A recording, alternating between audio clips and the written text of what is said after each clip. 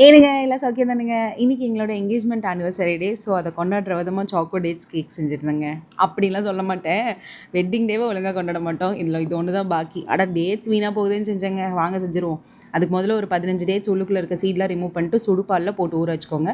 பால் ஆறினதுக்கப்புறமா நல்லா நைஸாக அரைச்சி வச்சுட்டு மிக்சிங் பவுலில் ஊற்றிட்டு இது கூட ஒரு கப்பு மைதா, அரை கப்பு வந்து கரும்பு சர்க்கரை, ஒரு ஸ்பூன் பேக்கிங் பவுடர், அரை ஸ்பூன் பேக்கிங் சோடா போட்டு நல்லா மிக்ஸ் பண்ணிக்கோங்க. இது கூட வந்து கொஞ்சம் கொஞ்சமாக பால் ஆட் பண்ணலாங்க. அரை அரை டம்ளராக ஊற்றிக்கலாம். ஏன்னா ஒட்டுக்கா ஊற்றினோன்னா ரொம்ப தண்ணியாக அந்த இது போயிடும். ஸோ ஃபஸ்ட்டு ஒரு அரை டம்ளர் ஊற்றி நம்ம அந்த கட்டி இல்லாமல் நல்லா கலக்கிட்டு மறுபடியும் இன்னொரு அரை டம்ளர் கொஞ்சம் கொஞ்சமாக ஊற்றி நல்லா கலக்கிட்டு கொஞ்சோண்டு வெண்ணிலா எசன்ஸ் போட்டிங்கன்னா அந்த ஒரு அரோமா நல்லாயிருக்கும்.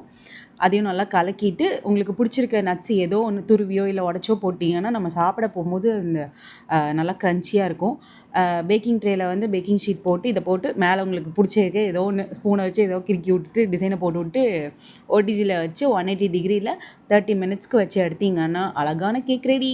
இதுக்கு மேலே டபுள் பைண்டிங் மெத்தடில் சாக்லேட்டை வந்து நான் டார்க் சாக்லேட்டை நல்லா மெல்ட் பண்ணிவிட்டு இது மேலே போட்டுட்டு ஃப்ரிட்ஜில் வந்து ஒரு 10 நிமிஷம் வச்சு எடுத்திங்கன்னா அந்த சாக்லேட் வந்து கேக் கூட நல்லா இதாகிடும். ஸோ கட் பண்ணி சாப்பிட போகும்போது சூப்பர் டேஸ்டியாக இருக்கும். கண்டிப்பாக ட்ரை பண்ணி பார்த்து எப்படி இருக்குன்னு சொல்லுங்கள். இது ரொம்ப ஒரு ஹெல்த்தியரான ஆப்ஷனுங்க குழந்தைங்களுக்கு. கண்டிப்பாக நம்ம பேஜை ஃபாலோ பண்ணிக்கோங்க. வரட்டுங்களா?